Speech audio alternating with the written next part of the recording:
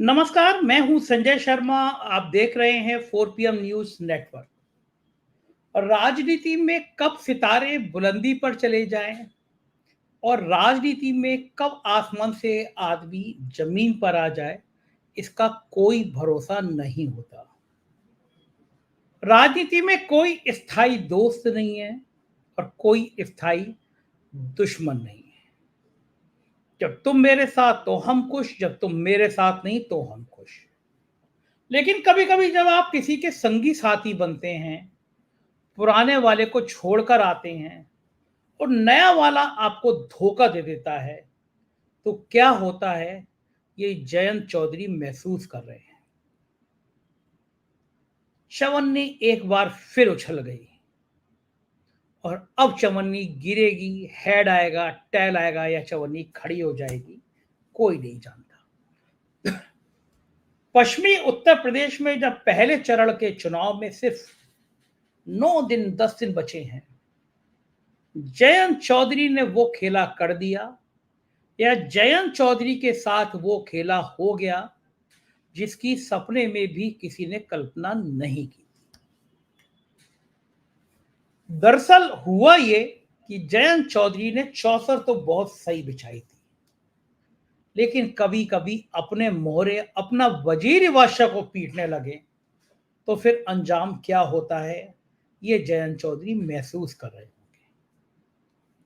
मुजफ्फरनगर में जयंत के दाएं बाएं करीबी लोगों ने कहना शुरू किया कि जयंत जी की तरफ से इशारा है कि बालियान साहब ने हराया था उनके पिता को, तो अब हिसाब किताब बराबर करने की बारी आ गई। जाट वोट बढ़ते हुए नजर आए मुजफ्फरनगर सीट पर, और जब अमित शाह ने आके कहा कि मैं जाटलैंड पे खड़ा हूं, तो उनका इशारा था कि बालियान जैसा मजबूत जाट नेता उनके साथ है। मगर इस बीच में क्षत्रियों ने बगावत कर दी।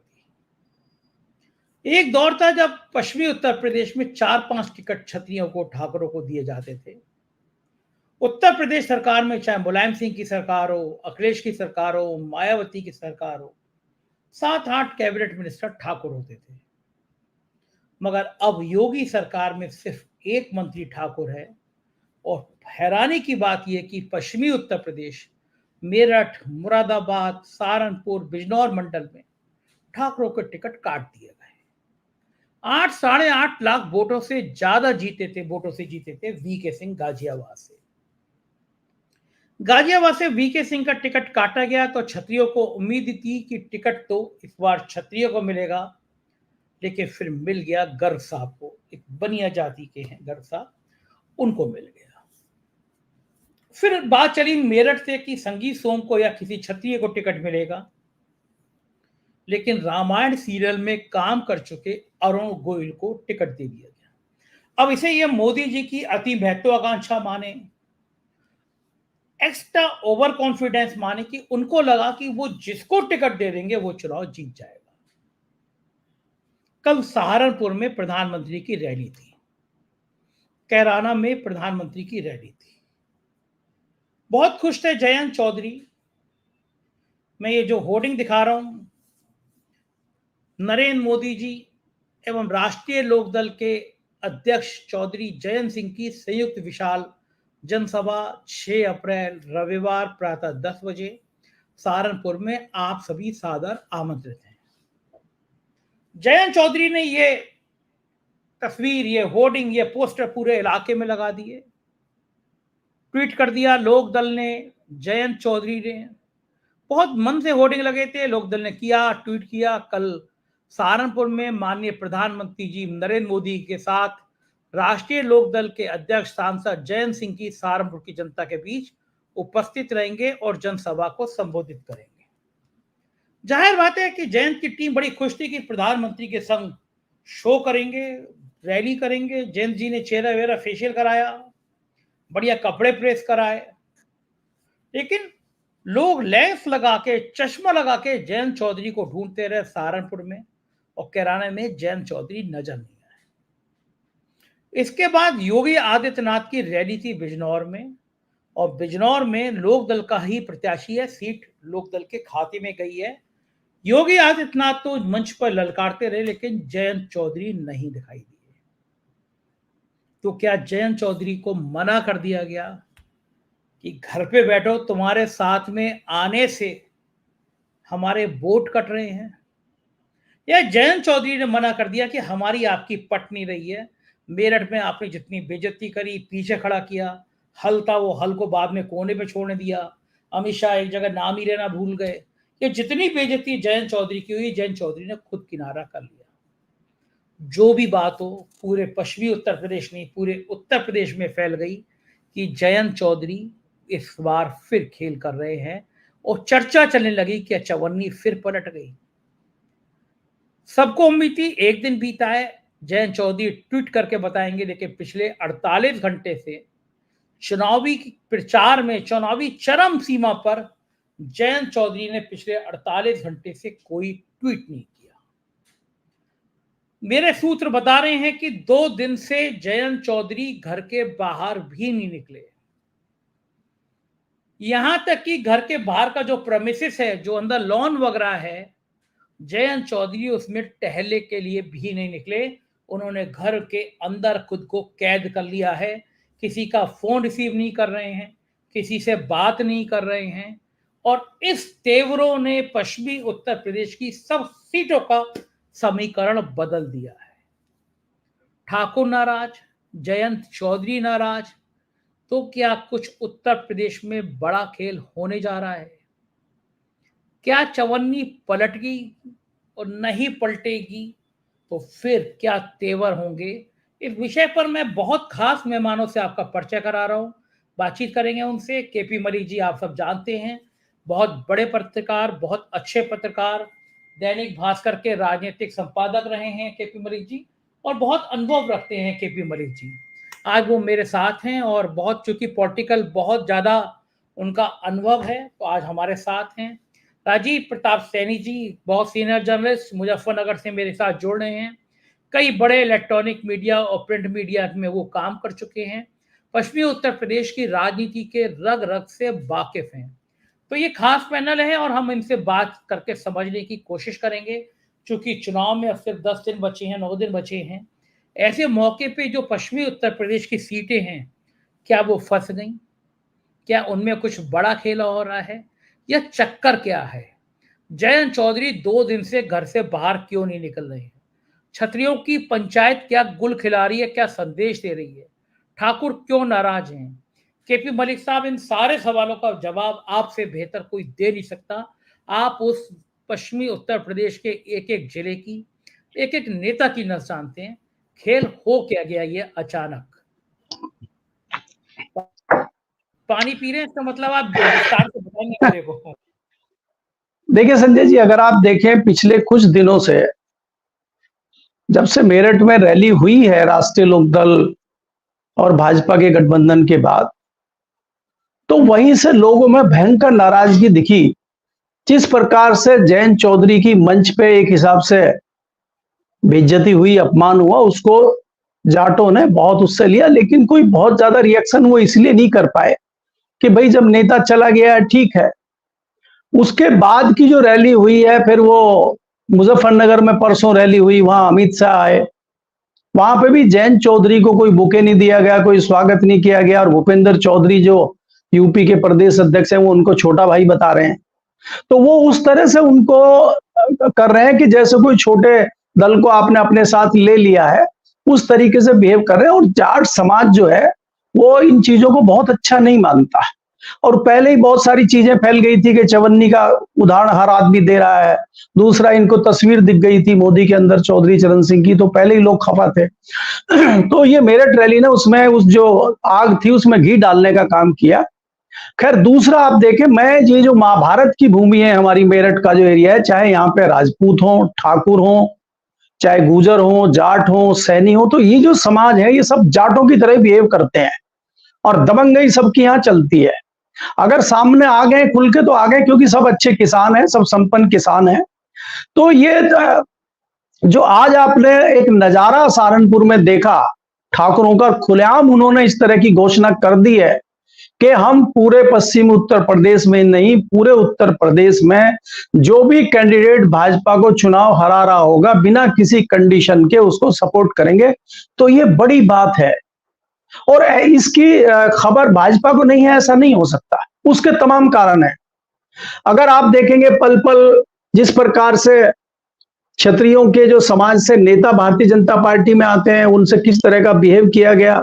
अभी आपने देखा था दिल्ली में भारत मंडपम में यहाँ पे सम्मेलन हुआ था भारतीय जनता पार्टी का और उसमें एक बड़ी माला मोदी जी को पहनाई गई और उसमें गलती से सिर डाल दिया था राजनाथ जी ने, फिर उनका क्या हुआ। तो ये मैं जो उस दिन बारीकी से विश्लेषण कर रहा था मेरठ की रैली का, तो लोग बारीकी से विश्लेषण करते हैं कि भाई हमारा नेता कहाँ है, उसको वो कैसे खड़ा है, वो कैसे बिहेव कर रहा है। तो इन सब चीजों को जो क्षेत्रीय नेता होते हैं या छोटे कार्यकर्ता होते हैं बड़ी बारीकी से नजर रखते हैं संजय जी। इसका सबसे बड़ा उदाहरण अगर आप चाहेंगे तो मैं ये दे सकता हूं कि लालू यादव जब पार्लियामेंट हाउस में बोलते थे तो उनका एक अलग अंदाज रहता था। उनको पता था कि मेरे चाहने वाले, मेरे मतदाता, मेरे लोग जो है मुझे देख रहे हैं और वो चाहते हैं कि मैं यहां दबंगई से बोलूं।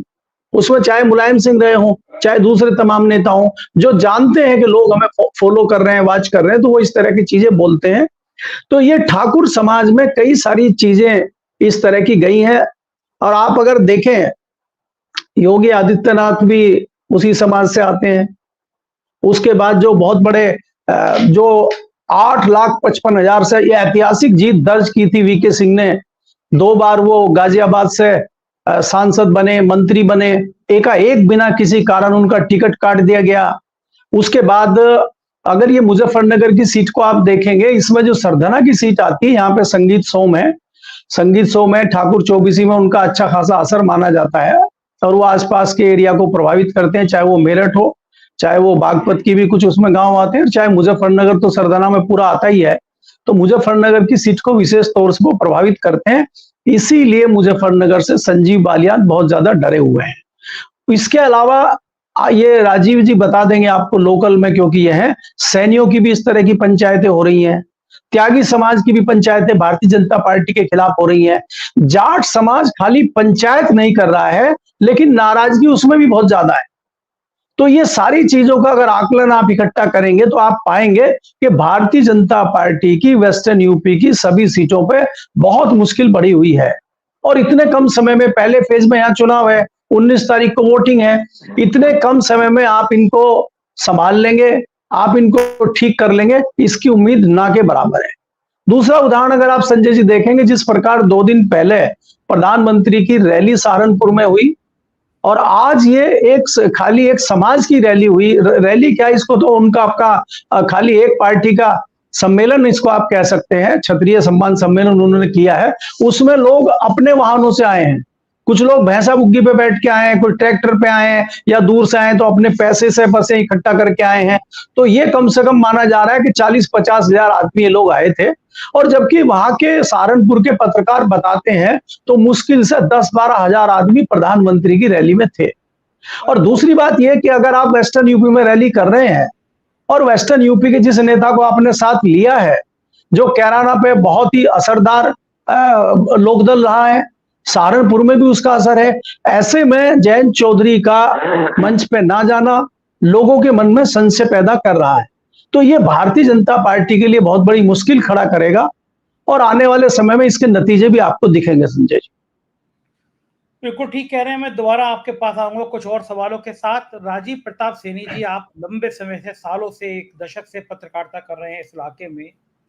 मुझे सब सीटों का आकलन एक एक करके बताइए। कैराना, मुजफ्फरनगर, मेरठ, सहारनपुर, गाजियाबाद, पूरा सीन संजीव जी, चूंकि आपने बहुत बेहतरीन पत्रकारिता की है, जरा मुझे एक एक सीट का आकलन बताइए। क्या समीकरण है और ये जातियों का जो खेल चल रहा है, जो ठाकुरों की पंचायत, जाट की पंचायत, सैनी समाज, इनका रुझान क्या है और क्यों नाराज हो गए बीजेपी से? संजय जी, मैं आपको सबसे पहले सहारनपुर सीट पर लिए चलता हूँ, जहां से भारतीय जनता पार्टी ने अपने चुनावी अभियान का श्री गणेश किया था और हमेशा से भारतीय जनता पार्टी महाशाकुंभरी का आशीर्वाद लेकर सहारनपुर से ही अपने चुनावी अभियान का श्री गणेश करती है। सहारनपुर सीट पर एक ऐसे प्रत्याशी चुनाव लड़ रहे हैं जो अपने बयान को लेकर पुराने समय में बड़े विवादित रहे हैं। इमरान मसूद इंडिया गठबंधन के वो उम्मीदवार हैं। भारतीय जनता पार्टी ने यहां से राघव लखनपाल को अपना उम्मीदवार बनाया, लेकिन सहारनपुर में मिहिर भोज की प्रतिमा को लेकर भारतीय जनता पार्टी का जो वोट बैंक था दो बिरादरियों में, ठाकुर और गुजरों में, उनमें काफी तनाव पिछले 1 साल से चला आ रहा है।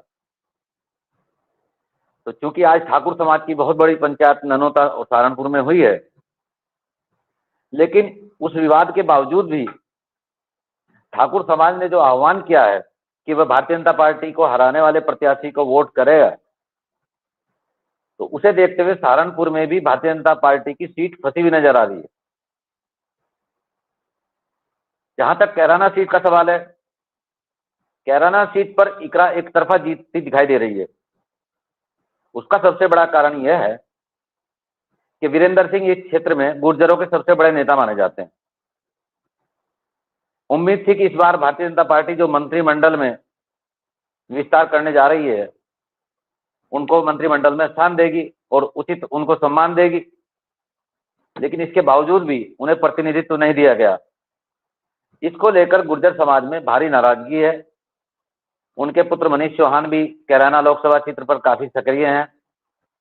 दूसरे, भारतीय जनता पार्टी ने जिनको प्रत्याशी बनाया प्रतीक चौधरी को, उनको लेकर काफी नेगेटिव धारणाएं समाज के बीच में हैं। उनकी सक्रियता को लेकर तरह तरह की बातें हैं कि 5 साल में जिस तरह से वो निष्क्रिय रहे हैं, उससे हर समाज में उनके प्रति नाराजगी है। तो एक तो इकरा के प्रति जो है हिंदू मुस्लिम गुर्जर दोनों जो हैं उनमें सहानुभूति है और उनको समर्थन कर रहे हैं।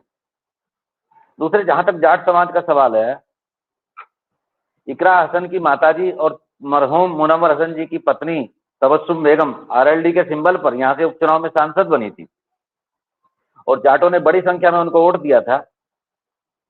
तो उस रिश्ते को तबस्सुम बेगम और उनका परिवार अभी तक निभाता चला आ रहा है।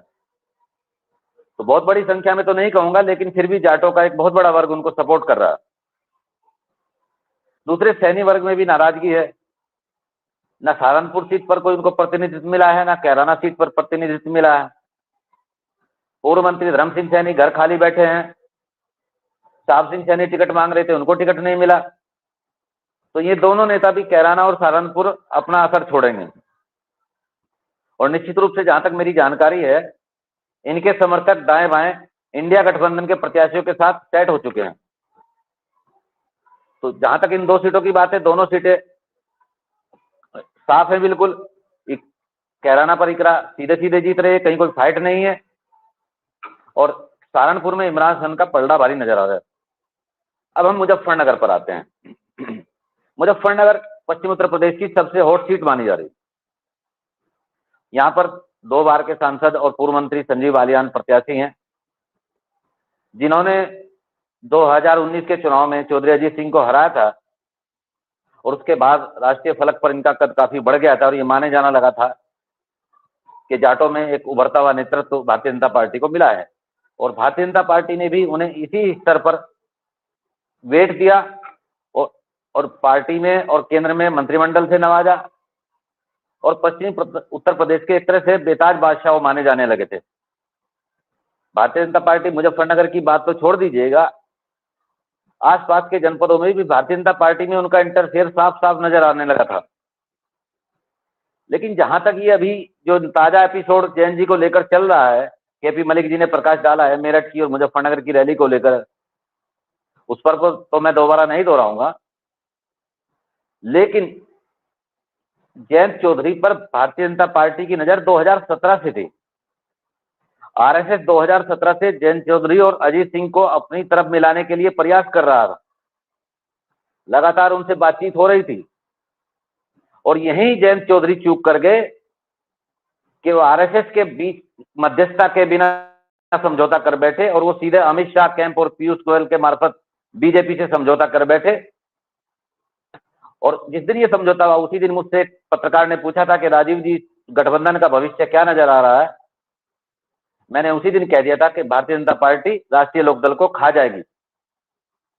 और आज स्थिति यह है जयंत चौधरी की जैसे शोले फिल्म में असरानी कहा करते थे अपने सैनिकों को जेल में कि आधे इधर बाकी मेरे पीछे। तो आज तमाम जाट जो हैं आधे भारतीय जनता पार्टी के साथ चले गए हैं, आधे उनसे नाराज होकर संजीव बालियान को वोट नहीं दे रहे, इंडिया गठबंधन में चले गए हैं। और जयंत चौधरी पीछे देखते हैं तो मैदान बिल्कुल साफ नजर आ रहा है। और सबसे बड़ी बात यह है, एक साइलेंट फैक्टर जिसे आप नोट नहीं कर रहे हैं, कि मायावती ने जो सोशल इंजीनियरिंग का फैसला यहां पर लिया है और जिस तरह के टिकट यहां पर दिए हैं, सबसे बड़ी बेचैनी और सबसे बड़ी परेशानी भारतीय जनता पार्टी के लिए उन टिकटों को लेकर हो रही है। कैराना पर भारतीय जनता पार्टी, माफी चाहूंगा, कैराना पर बहुजन समाज पार्टी ने ठाकुर को प्रत्याशी बनाया, जो परंपरागत रूप से भारतीय जनता पार्टी का वोट बैंक माना जाता है। मुजफ्फरनगर में दारा सिंह प्रजापति को प्रत्याशी बनाया है। उसके साथ आज 12 अति पिछड़ा जातियां लामबंद होकर एक साथ जुड़ रही हैं।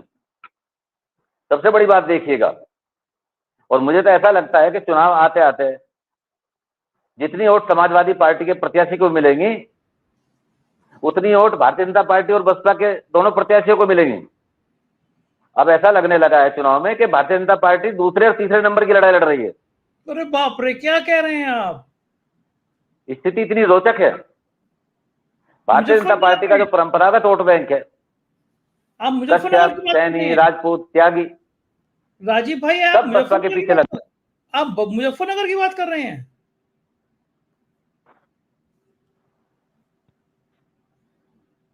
सुन नहीं पा रहे हैं शायद मुझे। जी राजीव जी, सुन पा रहे हैं आप? मुझे लग रहा है कुछ। राजीव जी, आप मुझे सुन पा रहे हैं क्या? राजीव जी, आपके कुछ, मुझे लग रहा है कि आवाज में कुछ समस्या आ रही है। राजीव जी इतनी बढ़िया बात करते करते रुक गए। मुझे लग रहा है कि राजीव जी आप ना कुछ बोलिए यार, देखिए आपकी आवाज आ रही है नहीं आ रही है। दोबारा शायद टेक्निकल टीम से कहूंगा दोबारा जोड़ें राजीव जी को। राजीव जी को शायद कोई इशू समस्या आ रही है। मलिक साहब, गजब बात कह दी थी इन्होंने, तो मतलब बिल्कुल सीन ही बदल दे रहे हैं। कह रहे हैं कि भारतीय जनता पार्टी के इतने ताकतवर मंत्री जी रहे संजीव बालियान जी दूसरे स्थान पर आने के लिए संघर्ष कर रहे हैं। क्या वाकई में आप भी महसूस करते हैं कि संजीव बालियान का इतना बुरा हाल है? देखिए संजय जी, जैसे मैंने आपको पहले कहा था कि इस बार के जो नतीजे हैं वो आश्चर्यजनक नतीजे आपको दिखाई देंगे। और जिस प्रकार से अभी राजीव सैनी ने आपको यहां बताया कि संजीव बालियान का वर्चस्व उत्तर प्रदेश के मुजफ्फरनगर में ऐसा हो गया था कि तमाम बैठ के, जैसे आरएसएस के प्रांत प्रचारक हों, वेस्टर्न यूपी के जो अध्यक्ष बने हैं भारतीय जनता पार्टी के, वो इस प्रकार से होता था कि हाजिरी देने जाते थे इनके यहाँ और उसी से कहीं ना कहीं खपाते। और ये जो हम ठाकुरों की बात करते हैं, आप जानते हैं सुरेश राणा गन्ना मंत्री थे, वो कोई छोटे मंत्री तो थे नहीं या कोई वैसे कार्यकर्ता नहीं, वो बहुत पुराने कार्यकर्ता भारतीय जनता पार्टी के रहे। तो उनको हरवाने का काम संजीव बालियान ने किया। दूसरा, संगीत सोम जो कद्दावर नेता माने जाते हैं वेस्टर्न यूपी के ठाकुरों के, उनको हरवाने का काम संजीव बालियान ने किया। वो कैसे किया, लेकिन ठाकुर समाज तो ये मानता है। इसके अलावा अगर आप थोड़ा सा नजर डालें, जो बाई इलेक्शन या उपचुनाव हुआ था खतौली में, वहां पे सैनी समाज के विधायक थे भारतीय जनता पार्टी के, और उसके बाद जो है उन पे कोई केस की रिपोर्ट आ गई और वो दोषी साबित हो गए, उनको इस्तीफा देना पड़ा और उसके बाद दोबारा चुनाव हुए। और उसमें जो है संजीव बालियान ने सैनी समाज के लोगों के साथ अभद्रता की और वो वीडियो बहुत प्रचलित हो गया मुजफ्फरनगर में। तो उसका नतीजा ये हुआ कि संजीव बालियान की लोकसभा में 3 सीटें पहले ही राष्ट्रीय लोकदल जीत चुकी थी और 1 सीट आपने खतौली की ओर दे दी। तो उससे बड़ा नेगेटिव ये गया कि संजीव बालियान के खिलाफ एक मामला बहुत ज्यादा यहां हो गया था। और भारतीय जनता पार्टी में जितनी रिपोर्ट आ रही थी वो ये आ रही थी कि यहाँ इलेक्शन अगर कोई जीत सकता है तो संजीव बालियान जीत सकता है, क्योंकि उनका नेटवर्क इतना जबरदस्त था कि वो हिम्मत ही नहीं कर पा रहे थे आरएसएस के और बीजेपी के लोगों की रिपोर्ट ऊपर भेज दें। दूसरी बात में मुजफ्फरनगर से जो रिपोर्ट आ रही है, क्योंकि ये बिल्कुल लोकल मुजफ्फरनगर के हैं, इनको पल पल की खबरें हैं, ये ज्यादा विस्तार से इसलिए बता रहे हैं हाल की बात मैं ये बता रहा हूं कि मुजफ्फरनगर में आज भारतीय जनता पार्टी और आरएसएस के कार्यकर्ताओं का ये हाल है कि वो काम ना करना पड़े, या तो इसके लिए छुट्टी पे चले गए हैं या आसपास के जिलों में अपनी ड्यूटी लगवा ली। कोई बिजनौर चला गया, कोई शामली चला गया, कोई सहारनपुर चला गया। ये स्थिति है। और अभी ये पहला आपने जो है सम्मेलन देखा है ठाकुरों का। अभी ये सैनी जी बताएंगे, इनके समाज का भी सम्मेलन होने जा रहा है। त्यागी समाज का सम्मेलन हो चुका है। त्यागियों ने अपने एक आदमी को खड़ा कर दिया। बताइए, त्यागियों को पता है कि वो जीत तो नहीं सकते लोकसभा का चुनाव, लेकिन वो अपने वोटों को इकट्ठा करने के लिए, अपने वोटों को लेने के लिए त्यागी समाज ने अपना एक उम्मीदवार खड़ा कर दिया ताकि इनको हराया जा सके। तो इस लेवल पे बात पहुंच चुकी है। इसके अलावा संजीव जी, जैसे हमारी बात हो रही थी ये पिछली बार जो हम बात कर रहे थे, इसको थोड़ा हम लार्ज परपेक्स में देखें। राजीव जी तो वहां लोकल के लिए बता रहे हैं। आप ध्यान करिए कि जिस प्रकार से शिवराज चौहान के साथ हुआ, वो भी इसी समाज से आते हैं। राजनाथ जी के साथ हुआ, राजस्थान में कई सारे लोगों के साथ जिस तरह से भारतीय जनता पार्टी ने किया, कभी हुआ नहीं है कि इस लेवल पर मुख्यमंत्री बदले जाए। वहां पे बहुत ज्यादा खपा है वसुंधरा राजे और दूसरे तमाम जो बड़े नेता हैं, उनका कहीं ना कहीं समाज में आता है कि भाई हमारे समाज की बेइज्जती हुई है। इसके अलावा भले ही वो दूसरे दलों में हो, अब आप आम आदमी पार्टी के उप मुख्यमंत्री सिसोदिया को आप अंदर डाले बैठे हैं, और संजय सिंह के आने से यह भी जाहिर हो गया कि ये मामला कोई बहुत पेचीदा नहीं है। जरूरी नहीं है इस मामले में बहुत गड़बड़ की हो। जानबूझ के हमारे लोगों को अंदर रखा हुआ है, ये भी एक शगुफा चल गया। तो समाज जो भड़का हुआ है इन सब छोटी छोटी चीजों को लेकर, तो ये कुल मिला के भारतीय जनता पार्टी के लिए मुश्किलात खड़ा करता हुआ दिखाई दे रहा है। और ये संजय जी आप मान लीजिए खाली वेस्टर्न यूपी में नहीं है, उत्तर प्रदेश में जहां भी आपको ठाकुर समाज दिखाई देगा या त्यागी समाज देगा, वो आपको उत्तर प्रदेश में वोट देने नहीं जा रहा है। और हमारे पड़ोसी देश का यही हाल है, पड़ोसी राज्यों का यही हाल है। हरियाणा का भी ठाकुर समाज, हालांकि वहां कम मात्रा में है, लेकिन जितना भी है वो खासा नाराज है भारतीय जनता पार्टी से। और इसकी गूंज आप दिखाई सुनाई देगी आपको मध्य प्रदेश में। आप उसका प्रज्ञा ठाकुर की बात करिए। प्रज्ञा ठाकुर को आप लेके आए थे, आपने सम्मान दिया था, उसको एमपी बनाया था आपने, बाद में उसका ना उसको मंत्री बनाया ना कुछ बनाया, और उसका टिकट ही काट दिया। तो इस तरह की जो चीजें आजकल अपनी कास्ट के हिसाब से लोग देख रहे हैं, तो ये बड़ा फैक्टर एक बनता है जो भारतीय जनता पार्टी को नुकसान करता दिखाई मुझे दे रहा है। जी बिल्कुल ठीक बात है। राजीव जी, आपका उस समय कनेक्शन थोड़ा गड़बड़ा गया था, मैं आपके पास आऊं उससे पहले मेरठ का एक वीडियो सामने आया है।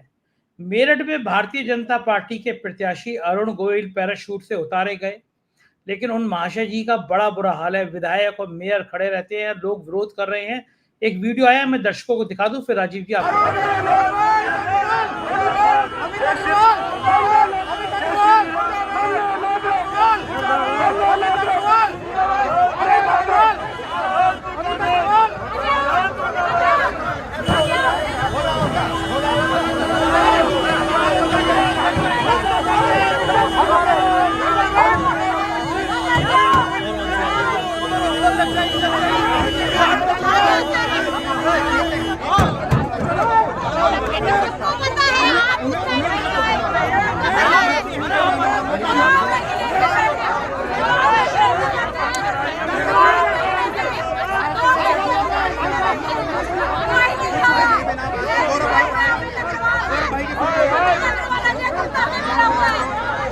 सब हट जाएंगे, ज्ञापन देंगे, खाली ज्ञापन देंगे और कुछ नहीं।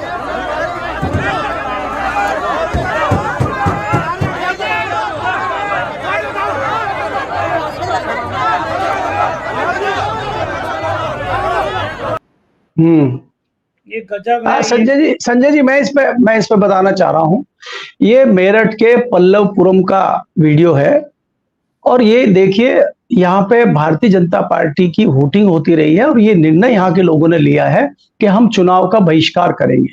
संजय जी आप याद रखिए कि कहा यह जाता था कि गांव में थोड़ा हो सकता है भारतीय जनता पार्टी को कुछ गड़बड़ हो जाए, लेकिन शहरी वोट तो भाजपा का है ही। इस बार वो जो गलतफहमी भारतीय जनता पार्टी की है वो टूटने जा रही है।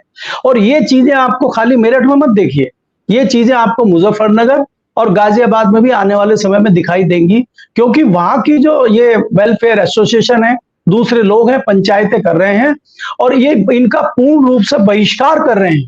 तो आप ये सोचिए, अगर शहरों में बहिष्कार हो रहा है और गांव का हाल तो आपको ठाकुरों ने दिखाई दिया है, तमाम जातियां कर रही हैं, तो इससे आपको अंदाजा लगाने की जरूरत है कि क्या स्थिति है। और आप मेरठ में अगर आप देखेंगे कि मेरठ में अग्रवाल बहुत अच्छा चुनाव जीत रहे थे, एकाएक आप राम को लेके आ गए, तो ऐसी क्या खास बात होगी? राम आए थे 40 साल पहले। अब आज के जो युवा हैं वो जानते ही नहीं है कौन से वाले राम हैं। वो कह रहे राम तो आप ले आए वहां अयोध्या में, तो ये नए राम कौन से आ गए? अब वो तो हम जैसे पुराने लोग तो जान सकते हैं, रामायण आई तब तो हम भी बिल्कुल जवान थे। तो अगर हमें सोचना पड़ रहा है राम के बारे में, तो आज का जो युवा वोटर है वो तो कह रहा है ये कौन से राम है, वो असली राम तो अयोध्या आ गए। तो मैं ये कह रहा हूं कि जो अम्ब्रेला से उतरने वाले लोग हैं वो जमाना चला गया अब, तो इनको कामयाबी यहां मिलेगी नहीं। मैं इसीलिए आपको फिर दोबारा बोल रहा हूं कि आश्चर्यजनक नतीजे आपको दिखाई देंगे। जी संजय जी। बहुत ही खतरनाक बातें आ रही हैं और बीच में कुछ सितारे गर्दिश में हैं। प्रधानमंत्री जी के जबलपुर रोड में जब रोड शो हो रहा था तो स्वागत के बने हुए मंच 3 मंच गिर गए हैं, आधा दर्जन लोग घायल हो गए हैं। प्रधानमंत्री के स्वागत पे जो मंच बनाया गया था मध्य प्रदेश में, 3 स्वागत मंच गिर गए हैं। राजीव जी, आपकी बात अधूरी रह गई थी। आप बता रहे थे मुजफ्फरनगर में, और इतनी शॉकिंग बात बता रहे थे, आप कह रहे थे बीजेपी वहां नंबर 2 पे आने के लिए संघर्ष कर रही है। ये कौन सा एंगल है, कौन सी बात है ये? संजय जी देखिए, मैं बीच में मेरी बात अधूरी रह गई थी। यहाँ स्थिति बिल्कुल ऐसी ही है। बीएसपी का कैंडिडेट आने के बाद में जो अति पिछड़ा जातियां हैं, प्रजापति, कश्यप, सैनी, पाल, वाल्मीकि, वो तमाम जो हैं वो लामबंद हो गई। और सबसे बड़ी बात यह है कि भाजपा प्रत्याशी के प्रति जो लोगों में एक विरोध है, उसको तीसरा ऑप्शन मिला है पहली बार वोट डालने के लिए। जो लोग समाजवादी पार्टी को वोट नहीं देना चाहते हैं वो बीएसपी पर वोट ट्रांसफर कर रहे हैं। और इसमें बीएसपी का कोई रोल नहीं है, बीएसपी की कोई रैली नहीं है, बीएसपी के प्रत्याशी का कोई बहुत बड़ी मेहनत नहीं है। ये सब कुछ स्वतः स्फूर्त हो रहा है। त्यागी समाज अपनी अलग पंचायत कर रहा है। आज त्यागी समाज की भी पंचायत हुई है, उन्होंने भी खुली चेतावनी दी है कि भारतीय जनता पार्टी को वोट नहीं देंगे, ना बिजनौर में देंगे। बिजनौर में भी त्यागी मंच ने अपना प्रत्याशी लड़ा रखा है। और बीएसपी की सोशल इंजीनियरिंग का मैं बता रहा था, बीएसपी ने बिजनौर में भी भारतीय जनता पार्टी और आरएलडी गठबंधन का समीकरण गड़बड़ा दिया। बीएसपी ने वहां से जाट प्रत्याशी को मैदान में उतरा, जबकि वहां से चंदन चौहान आरएलडी के प्रत्याशी हैं। गुर्जर प्रत्याशी हैं, शुरू में लग रहा था कि बहुत भारी हैं और चुनाव जीत जाएंगे, लेकिन बीएसपी के प्रत्याशी के आने के बाद में उनका आधा समीकरण गड़बड़ गया। उसके बाद समाजवादी पार्टी ने वहां से दीपक सैनी को प्रत्याशी के रूप में उतार दिया। सैनी वोट बैंक भी वहां 1 लाख से ऊपर है, जो भारतीय जनता पार्टी का परंपरागत वोट बैंक है। जब 2 vote bank Bharatiya Janata party के डिस्टर्ब हो गए और वो ट्रांसफर हो गए, तो वहां भी आरएलडी बीजेपी गठबंधन भी बड़ी दयनीय स्थिति में। आरएलडी के एक बड़े पदाधिकारी ने कल मुझसे फोन पे बताया कि मैं 2 दिन वहां पर चुनाव प्रचार में रह कर आया हूं और हालात इतनी बुरी है कि चुनाव वहां पर बसपा और सपा के बीच नजर आ रहा है। अरे बाप रे, तो पश्चिमी उत्तर प्रदेश में जो समीकरण गड़बड़ाया है भाई साहब, कल आरएसएस की एक बैठक में एक मुद्दा उठा। एक व्यक्ति जो आरएसएस की बैठक में गया हुआ था, उसने कहा साहब 2014 में जो राष्ट्रवाद की लहर उठी थी वो आखिर जातियों के संघर्ष में क्यों बदल गई? 10 साल में देश इतना क्यों बदल गया? आरएसएस इस पे मेहनत क्यों नहीं कर रहा है? आरएसएस को चीजों को संभालना चाहिए था। और संजय जी, मैं आपको इंटरेस्टिंग बात बताऊं कि पहले दौर के चुनाव के 10 दिन बाकी हैं। आरएसएस और भारतीय जनता पार्टी की आज पहली बार समन्वय बैठक है। अब से पहले आरएसएस का कोई पदाधिकारी इस चुनाव में काम नहीं कर रहा था, और आज भी केवल आरएसएस के जो क्षेत्रीय और प्रांतीय पदाधिकारी हैं उन्होंने केवल फीडबैक लिया कि सहारनपुर, मुजफ्फरनगर, कैराना, मेरठ, बिजनौर, इन बागपत, इन सीटों पर क्या पोजीशन है, क्या स्ट्रेटेजी है, इसके बारे में कोई बात नहीं है। ये बैठक भी आज दोपहर 3 बजे खत्म हुई है। चीजें बड़ा उलझती नजर आ रही हैं। लेकिन राजीव जी, सबसे बड़ा सवाल कि 2 दिन से जयंत चौधरी कहाँ गायब है? सुना है कि वो घर के बाहर नहीं निकल रहे हैं, फोन रिसीव नहीं कर रहे हैं, 2 दिन से ट्विटर पे नहीं है, कल रैली में नहीं गए। ये खेल क्या हो गया? क्यों नहीं गए रैली में? क्या सूचना है आपके पास में? देखिए, जयंत चौधरी जी को इनवाइट किया गया था और उनको सूचना भी थी और उनके ट्विटर हैंडल पर भी ये सूचना थी कि वो प्रधानमंत्री के साथ रैली साझा करेंगे। उसके बाद वो सहारनपुर से वाया हेलीकॉप्टर बिजनौर जाएंगे, लेकिन सुबह 10 बजे के आसपास ये हवा में तैरनी शुरू हो गई थी खबरें कि उनको रैली के लिए आने के लिए मना कर दिया गया। हालांकि आधिकारिक रूप से किसी ने पुष्टि नहीं की है। लोकदल खेमा भी इस बारे में पूरी तरह चुप ही था। जिन लोकदल के नेताओं को फोन किया गया, सबने यह कहकर के अभी 2 मिनट में बात करते हैं, फोन काट दिया। कल से जिन लोगों ने जैन जी की कोठी पर बात करने की कोशिश की है, उन सब ने बताया है कि जैन जी पिछले 2 दिन से घर के अंदर बंद हैं, आज भी बाहर नहीं निकले हैं। आज उनके पीए वीरपाल मलिक जी ने एक्स पोस्ट पर 9 तारीख और 12 तारीख और 15 तारीख को उनका कार्यक्रम घोषित किया है, वो रोड शो करने आ रहे हैं। उसमें भारतीय जनता पार्टी का कोई नेता उनके साथ नहीं है। अब पता नहीं वो आएंगे या नहीं आएंगे, ये तो जैन जी जाने, क्योंकि जैन जी इस गठबंधन होने से पहले भी 3 महीने तक बिल्कुल चुपचाप रहे, घर में बंद रहे, अपने पार्टी के कार्यकर्ताओं से नहीं मिले। तो स्थिति बड़ी उलझ रही है। जैन जी को लेकर तो उलझ ही रही है, लेकिन जो सोशल इंजीनियरिंग है उसने भी बड़ी उलझ गया है मामला, क्योंकि पिछले 10 सालों में भारतीय जनता पार्टी के जो पदाधिकारी थे, विधायक थे, सांसद थे, उन्होंने जो जातिवादी एजेंडा चलाया, उन्होंने आरएसएस के राष्ट्रवाद को तार तार कर दिया है, खंड खंड कर दिया। ये तो बहुत ही खतरनाक बात बता रहे हैं केपी मलिक साहब। राजीव भाई इतने सीनियर जर्नलिस्ट हैं, इतना पल पल की खबर रखते हैं, और राजीव भाई बता रहे हैं कि 2 दिन से जयंत चौधरी घर में बंद हैं, और मेरे सूत्र ये बता रहे हैं कि वो टहलने तक नहीं निकले हैं, फोन पे गायब है। पीए ने कह दिया दौरा है, लेकिन पीए के कहने का मतलब क्या होता है? जब तक जयंत चौधरी अपने दौरे के बारे में ना बताएं, लोकदल ना बताए। 2 दिन से इस चुनाव के प्रचार में जब नेता दिन में 20-20 ट्वीट कर रहे हैं, पार्टी 40-40 ट्वीट कर रही है, 2 दिन से जयंत चौधरी फेसबुक पे, ट्विटर पे गायब, फोन बंद, घर के अंदर बंद। 9-10 दिन चुनाव को बचे हैं, टहलने निकले नहीं। बेचारा बिजनौर वाला प्रत्याशी, वो तो लोकदल का ही था, वो तो कहीं का नहीं रहा। योगी जी पहुंच के प्रचार में, जयंत चौधरी गायब हैं। बेगानी शादी में अब्दुल्ला दीवाना, केपी मलिक जी कहाँ गायब हो गए जयंत चौधरी? देखिए संजय जी, जैसे राजीव जी ने अभी आपको बताया कि बेगानी शादी में जो अब्दुल्ला दीवाना है बिजनौर वाला, उसकी स्थिति इन्होंने बता दी। इनसे अच्छी मैं नहीं बता आपको। अगर आप जयंत चौधरी की बात करें, अमित शाह की रैली के दिन वो मंच पे थे, और मंच पे, अमित शाह के मंच पे भी उनको जिस तरह का सम्मान मिलना चाहिए था वो नहीं मिला। वो वहां के स्थानीय आरएलडी के नेताओं और कार्यकर्ताओं ने महसूस किया, और शाम तक ये चर्चा चल गई कि जयंत चौधरी ने अपने लोगों को इशारा कर दिया है कि भैया 2019 में जो संजीव बालियान ने हमारे पिताजी के साथ किया था, आज वो इस दुनिया में नहीं है, उनकी आत्मा रो रही है और हमें वो बदला लेना है, और मेरा मंच पे खड़ा होकर आपसे अपील करना मजबूरी है, वो मैं कर रहा हूं। तो ये चर्चा इतनी तेजी से वहां चली, और अमित शाह के रहते हुए ही जब उन्होंने वहां पे मीटिंग ली, क्योंकि मुजफ्फरनगर में अमित शाह ने मीटिंग ली थी, जो वहां पे लोग थे भारतीय जनता पार्टी के स्थानीय लोग थे, उसमें मीटिंग ली, और वहां पे किसी ने इस तरह की चर्चा करी कि साहब हमें जो है जयंत चौधरी पे विश्वास नहीं है, हो सकता है ये बात सच हो, और इस तरह का इशारा उन्होंने अपने लोगों को कर दिया हो, क्योंकि कोई नहीं चाहेगा कि उनके पिताजी का अपमान हो और वो अपमान का बदला ना ले, और हमारे कोई बहुत मधुर संबंध तो है नहीं। दूसरा, आप एक चीज और देखेंगे कि मुजफ्फरनगर में दंगे और उसके बाद भी बहुत सारी एफआईआर, बहुत सारे मुकदमे इन पिछले 10 सालों में हुए हैं। जो आरएलडी के लोग हैं वो खिलाफ लड़ाई लड़ रहे थे, चाहे वो गन्ना किसान की लड़ाई हो, चाहे वो एमएसपी की लड़ाई हो, चाहे वो धरना प्रदर्शन हो, क्योंकि समाजवादी पार्टी के साथ विपक्ष में राष्ट्रीय लोकदल रहा है, तो उसके खिलाफ भारतीय जनता पार्टी के लोगों ने, नेताओं ने मुकदमे भी कराए हैं, और उनके संबंध बहुत मधुर नहीं रहे हैं। तो अगर आपके 10 साल से इतने कड़वे संबंध हैं, एक दिन में थोड़ी वो बदल जाएंगे। मुकदमा कैसे वापस लेंगे आप? जो लोग जेल में बैठे उनको कैसे निकालेंगे?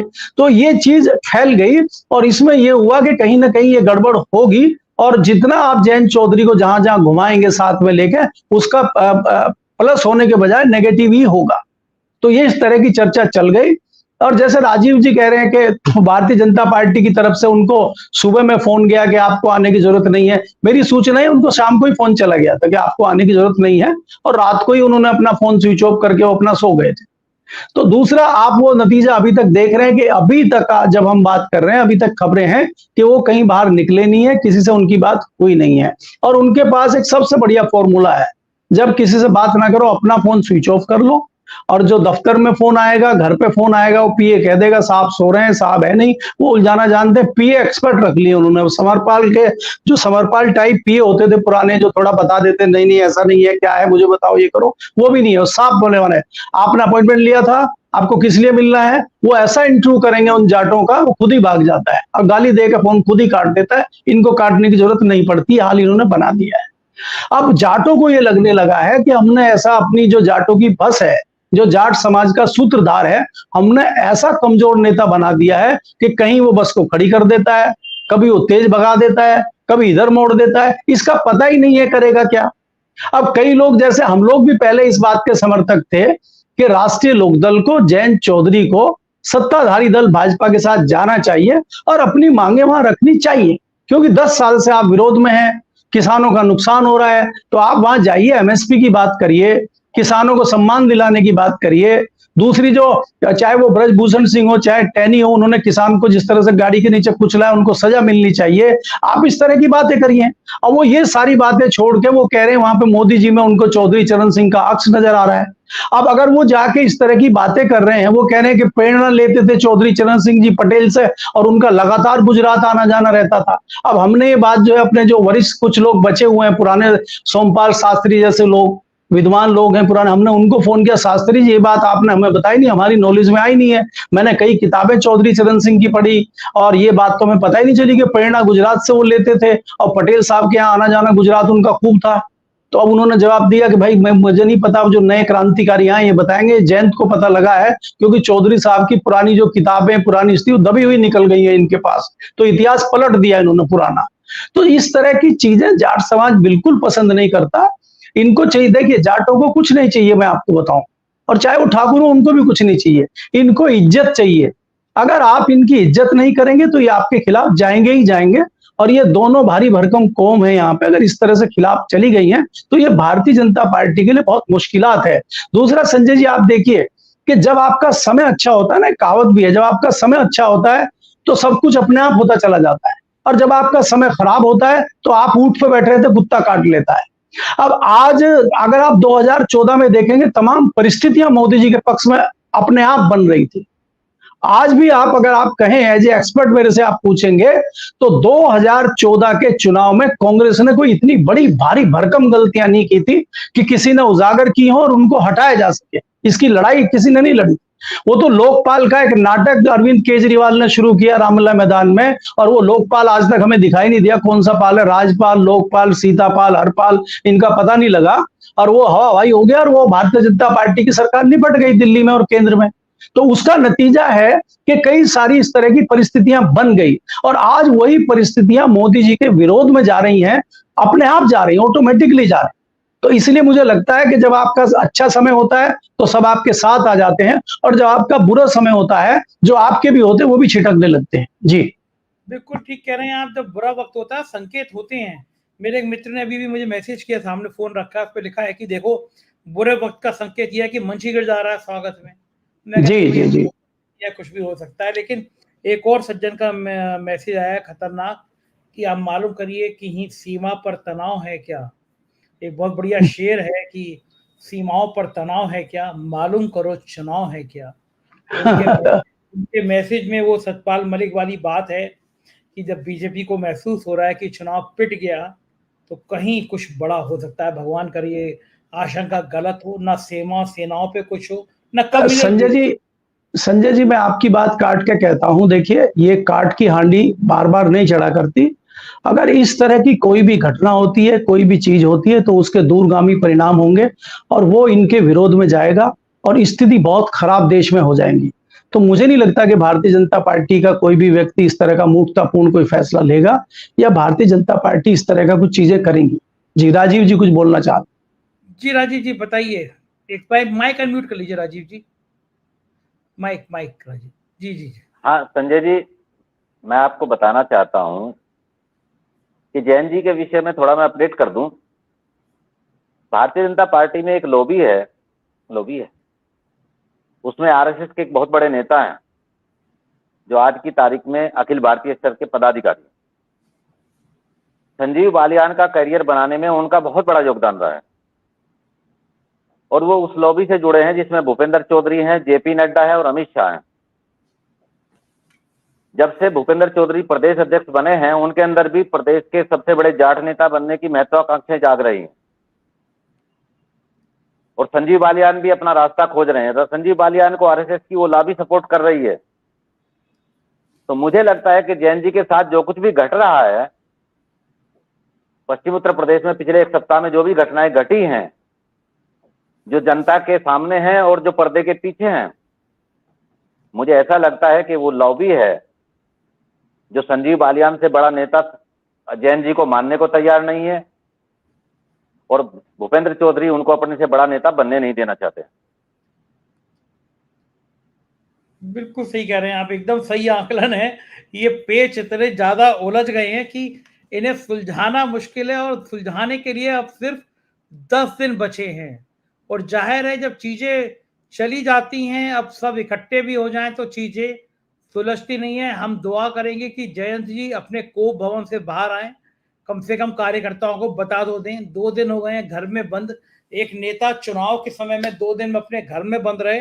हालांकि मैं पुष्टि नहीं कर रहा हूं, जो मुझे पता है मैं वही बता रहा हूं। जयंत जी घर के बाहर हूं, निश्चित रूप से सुन रहे होंगे, तो मुझे बता दें कि भैया मैं घर के बाहर इस जगह हूं। मैं अगला वीडियो उस पर बोल दूंगा कि नहीं भैया सूचना गलत थी, घर के बाहर हैं। लेकिन मेरठ में जितने लोगों से मैंने पूछा, सबने बताया कि 2 दिन से जयंत जी किसी से बात नहीं कर रहे हैं, घर के अंदर बंद हैं। इससे बड़ी पीड़ा किसी के नेता के लिए हो नहीं सकती कि वो जाए चुनाव में सिर पे हो, घर के अंदर बंद हो जाए। एक शेर है, एक लाइनें हैं, जब नदियां समुद्र से मिलती हैं तो फिर नदी नहीं रहती। ये जो आपने मलिक साहब कहा कि जब भाजपा में जब मिलते हैं तो फिर नेता नेता नहीं रहते। बहुत बहुत शुक्रिया मलिक साहब, सैनी साहब, आपने इतनी बढ़िया बात कही, संवाद किया, शुक्रिया। तो ये थे शानदार पत्रकार केपी मलिक जी, राजीव सैनी जी, और ये बता रहे थे कि पश्चिमी उत्तर प्रदेश का हाल क्या है। मेरे लिए भी बड़ी चिंता की बात है और दुख की बात है। जयंत चौधरी की मैं बहुत इज्जत करता हूँ, नौजवान हैं, मेरे मित्र हैं, लेकिन अचानक 2 दिन से वो घर के अंदर बंद हैं चुनाव के समय। ईश्वर उनकी ताकत दे। ये सब होता रहता है, राजनीति में आना जाना रहता है, लेकिन पश्चिमी उत्तर प्रदेश में जो बीजेपी की हालत पतली है, पता नहीं इससे निपटने के लिए कब कहाँ क्या कैसे कर दे। ईश्वर करे कहीं कुछ ना हो, चुनाव शांतिपूर्ण हो जाए। आप अपना ध्यान रखिएगा। किसी भी तरह के उत्तेजनात्मक बातों का पहले संतुष्ट हो जाइएगा, तब आगे व्हाट्सएप फैक्ट्री पे फॉरवर्ड करिएगा। ये 10 दिन बड़े क्रूशल होंगे। तरह तरह के लोग उत्तेजना फैलाने की कोशिश करेंगे। ध्यान रखिएगा, कमेंट करिएगा, चैनल को ज्वाइन सब्सक्राइब करिएगा। शुक्रिया, थैंक यू।